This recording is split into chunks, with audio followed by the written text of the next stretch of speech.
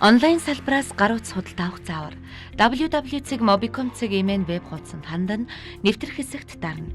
Утасны дугаар нууц үгээ оруулан нэвтрэх хэсгийг сонгож дараагийн хуудас руу шилжинэ.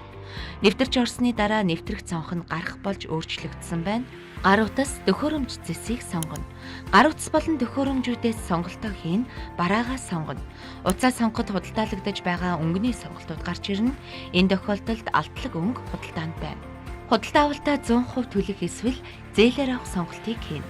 Зээлээр авахыг сонгосон тохиолдолд зээлийн нөхцлөө харж багц болон хугацааны сонголтыг хийнэ. Төлөх үнийн дүн гарч ирэх бөгөөд зээлээр авч байгаа бол урьдчилгаа төлбөрийн дүн харагдана. Барааг сагсанд нэмэх эсвэл шууд авах сонголт хийснээр төлбөр төлөх цонх руу шилжинэ.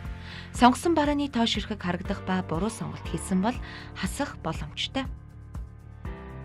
Бит бараа авч байгаа тохиолдолд хүргэлтээр авах эсвэл өөрөө ирж авах сонголтыг хийнэ. Сагсан дахь бараагаа шалгаад тооцоо хийх гэсэн сонголтыг дарж төлбөр төлөх хуудас руу шилжинэ. Төлөх үнийн дүн харна, нөөтийн баримт авах сонголтоо хийнэ.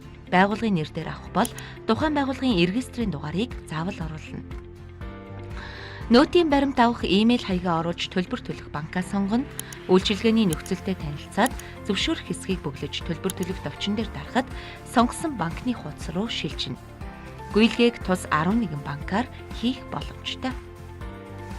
Картын дугаараа оруулна. Карт эзэмшигчийн овог нэрийг картаар бичигдсэний дагуу оруулна. Картын хүчин төгөлдөр хугацааг бичнэ.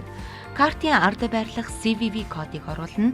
Өмнөх хуудсанд оруулсан картын мэдээлэл болон таны төлөх дүн харагдана. Интернет худалдаа авалт хийх e-кодоо оруулж худалдаа авалтаа баталгаажуулна. Төлбөр хийх товчийг дарж худалдаа авалтаа дуусгана. Худалдаа авалт амжилттай болсон тухай мэдээлэл харагдана. Гуйлгээний баримт хэвлэх хэсэг дээр дарж нөөтийн баримтаа авах боломжтой. Онлайн салбараараа тухтай үйлчлүүлээрэ баярлалаа.